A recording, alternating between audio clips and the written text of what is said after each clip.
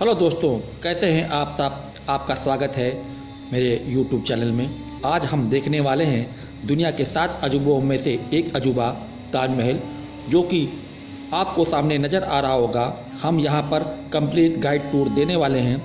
यहाँ आपको कब आना चाहिए, कौन सा महीना यहाँ आने के लिए अच्छा रहेगा और किस समय आपको कम से कम भीड़ देखने को मिले, यहाँ का टिकट प्राइस कितना होगा, ये आपको हम बताएंगे। अगर आप ताजमहल के अंदर जाना चाहते हैं तो वहाँ का टिकट प्राइस कितना होगा वो भी आपको हम बताएंगे। ये पूरा कंप्लीट गाइड टूर हम आपको देंगे, तो वीडियो के साथ बने रहिए।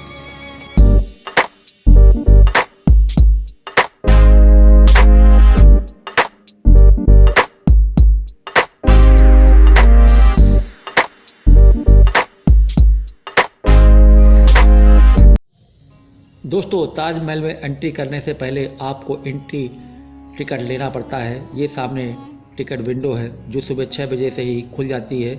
मैं आपको रिकमेंड करना चाहता हूँ, अगर लंबी लंबी लाइन का सामना नहीं करना चाहते हैं तो सुबह सुबह यहाँ पर आ जाइए। आपको इस तरह का टिकट मिल जाएगा। कुछ कॉइन्स भी आपको मिलेंगे। यहाँ से टिकट के साथ आपकी भी चेकिंग होगी, तभी आप अंदर जा सकते हैं। जो अंदर सामान ले जाना अलाउ नहीं है उन्हें आप यहाँ बने टाकर में रख सकते हैं। यहाँ से प्रवेश कर लिया है। ताजमहल के वेस्टर्न गेट से अंदर की ओर इस तरह को फॉलो करते हुए चलेंगे। आगे की ओर सामने दिखाई पड़ेगा ताजमहल। हम जिस द्वार के सामने खड़े हुए हैं वो है दरवाजे रोजा, जो ताजमहल का एंट्री गेट है।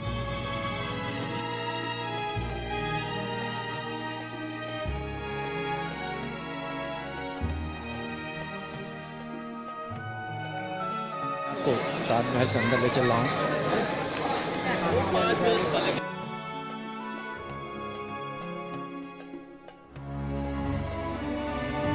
दरवाजे रोजा से जब आप एंट्री करेंगे तो ताजमहल आपके बिल्कुल सामने नज़र आएगा। यहाँ से देख सकते हैं ताजमहल बहुत ही शानदार नज़र आ रहा है और काफ़ी बड़ा नज़र आ रहा है। दरवाजे रोजा से एक स्पेशल इफेक्ट है, आपको ताजमहल बड़ा ही नज़र आएगा। लेकिन जैसे जैसे आप पास आते जाएंगे ताजमहल आपको छोटा नज़र आता जाएगा। मतलब अगर दूर से देखेंगे तो बड़ा है, अगर आप पास आते जाएंगे तो इसका आकार छोटा होता जाएगा। एक्चुअल यहाँ से छोटा नज़र आ रहा है। इस समय हल्की सी बरसात हो रही है। काफ़ी खूबसूरत यहाँ का नज़ारा आपको दिख रहा है। लोग इसमें फ़ोटोग्राफ ले रहे हैं। यहाँ से ताजमहल के पास आपको इस तरह का स्ट्रक्चर नज़र आएंगे जो आप देख रहे हैं। जो मस्जिद है, इस तरह का स्ट्रक्चर ताजमहल के दूसरी तरफ भी बना हुआ है। जब कुछ देर बाद हम वहाँ जाएंगे तो आपको वो भी दिखाएंगे, लेकिन वो इस तरह का बनाया गया है क्योंकि आपको बुरा न लगे। अगर एक साइड होता तो सिमेट्री बिगड़ सकती थी, इसलिए दूसरी तरफ भी इस तरह का स्ट्रक्चर बनाया गया है। मेरे साथ ताजमहल के व्यू देखते चलिए। दोस्तों, ताजमहल में एंट्री करने का टिकट 50 रुपये प्रति व्यक्ति है, लेकिन ये टिकट सिर्फ कंपाउंड का है। आप ऊपर नहीं जा सकते हैं इस टिकट में। अगर आप ऊपर जाना चाहते हैं तो आपको 200 रुपये चार्ज अलग से देना पड़ेगा, यानी आपको ताजमहल देखने के लिए कुल 250 रुपये देना पड़ेगा। यहाँ से आपको ऊपर जाना पड़ेगा जहाँ पर हैं शाहजहाँ व मुमताज़ की कब्रें। अंदर का फोटोग्राफी अलाउ नहीं है। ताजमहल में 4 मीनारें हैं। देखिए इस तरह इसमें हल्की सी बरसात हो रही है, लेकिन काफ़ी टूरिस्ट हैं। अगर आप अंदर जाएंगे तो आपको 2 कब्रें मिलेंगी, जो एक मुमताज़ की है और एक शाहजहाँ की है। लेकिन जो टूरिस्ट को देखने के लिए कब्रें बनाई गई हैं वो आर्टिफिशियल बनाई गई हैं। जो ओरिजिनल कब्रें हैं वो तहखाने में हैं, वहीं नीचे साइड में है। इसमें ताजमहल के पीछे की तरफ हूँ, यमुना नदी बह रही है। यहाँ से आपको नज़र आएगा मेहताब बाग, जो यमुना के पार है। अगर आप घूम कर जाएंगे तो 6 किलोमीटर लगभग डिस्टेंस पड़ेगा। यहाँ पर हम ताजमहल की बाउंड्री पर चल रहे हैं। कई चबूतरे आपको दिखाई पड़ेंगे। इसके बगल में कुछ रूम भी बने हुए हैं।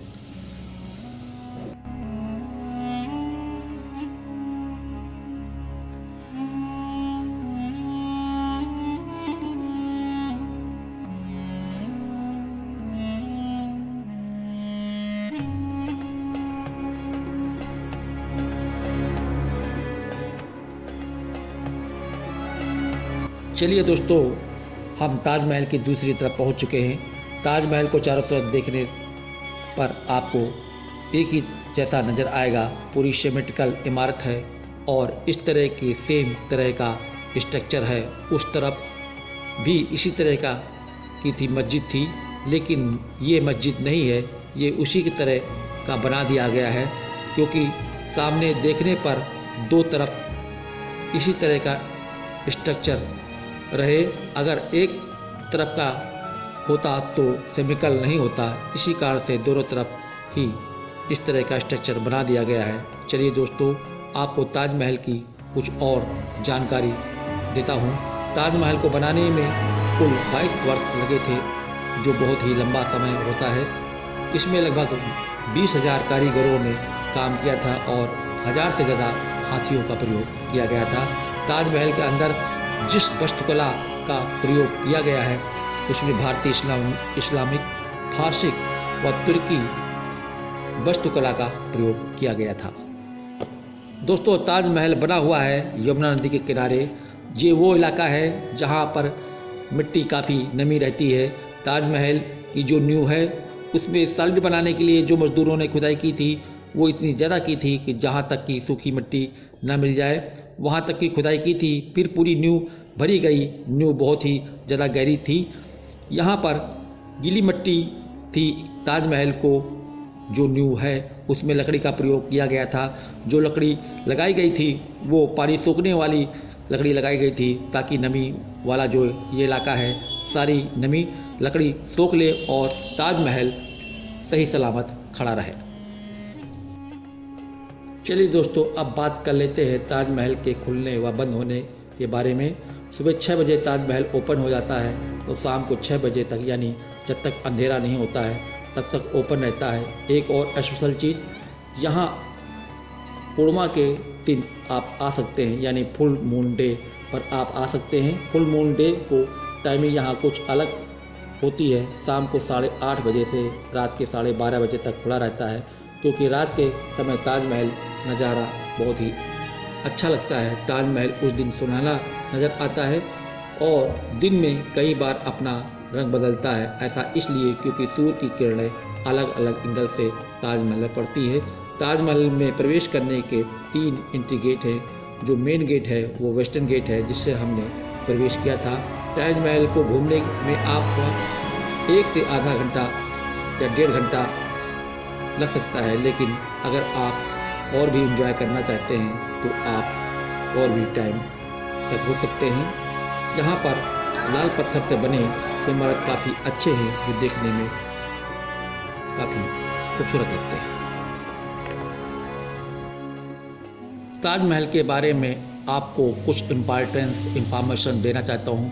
ताजमहल की टोटल ऊंचाई वो है 73 मीटर की है और जो यहाँ की चारों मीनारें हैं वो थोड़ी सी हल्की सी झुकी हुई हैं। आपको थोड़ा सा देखने पर ये दिख जाएगा। इसके 2 कारण हैं। पहली चीज़, अगर कोई भूकंप आता है तो ये चारों मीनारें साइड में गिर जाएंगी और जो मेन बिल्डिंग है उसको कोई डैमेज नहीं होगा। दूसरी वो है, जो टेढ़ी मीनारें बनाई गई हैं, अगर ताजमहल को दूर से देखते हैं तो आपको बड़ी लगती है। जैसे जैसे उसके पास जाएंगे वैसे वैसे आपको छोटी लगेगी। जैसा कि हमने दरवाजे रोज़ा से एंट्री किया था, वहाँ से बहुत बड़ा ताजमहल नज़र आएगा। जैसे जैसे आप आते जाएंगे उसका साइज छोटा होता है। अब मैं ताजमहल देखने के बाद बाहर निकल रहा हूँ। अगर मेरा ये वीडियो आपको अच्छा लगे तो लाइक ज़रूर कर दीजिएगा। कमेंट्स में इस वीडियो के बारे में ज़रूर बताइएगा। अब मैं आपको ट्रांसपोर्ट सुविधा के बारे में बताना चाहता हूँ।